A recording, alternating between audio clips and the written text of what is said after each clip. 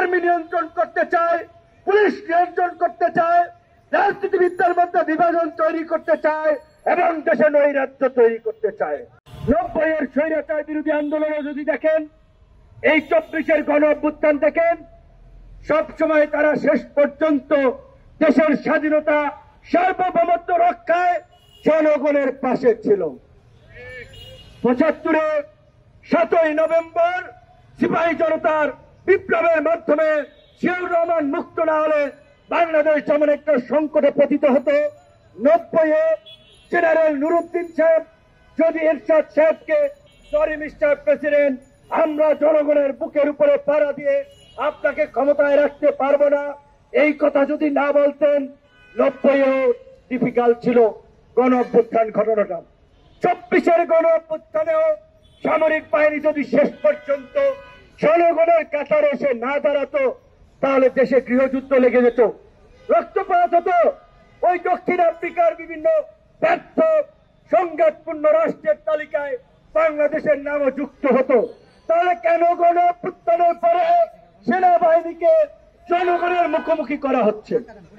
এবং দুই একজন বুদ্ধিজীবী নতুন নতুন টার্ম ইউজ করে ছাত্র জনতা সৈনিকদের অভ্যুত্থান, মানে এখানে আর্মির কোন অফিসার ভূমিকা রাখে নাই, সৈনিকদেরকে এখানে টেনে এনে একটা বিভাজন তৈরি করছে।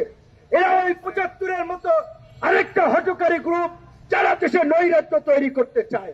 কাজেই নৈরাজ্যকারী হঠকারীদের বিরুদ্ধে আমাদের সজাগ এবং সতর্ক থাকতে হবে।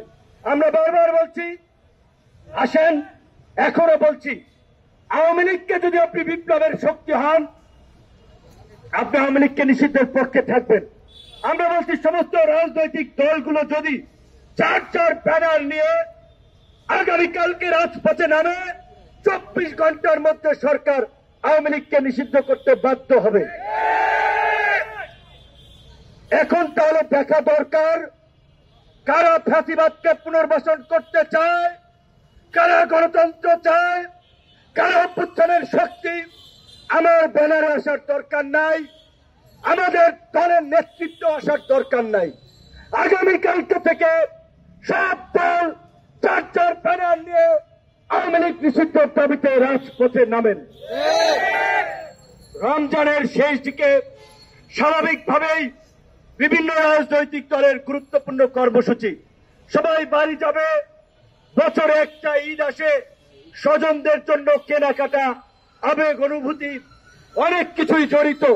আমি গণ অধিকার পরিষদের নেতা কর্মীদেরকে অনুরোধ করে বলবো, এই ঈদটা প্রয়োজনে আমরা কম আনন্দ ফুর্তি করলাম, আগামীকালকে থেকে সারা দেশে জেলা উপজেলায় গণ অধিকার পরিষদের নেতা কর্মীরা আওয়ামী লীগ নিষিদ্ধে গণ স্বাক্ষর এবং অবস্থান কর্মসূচি পালন করবেন।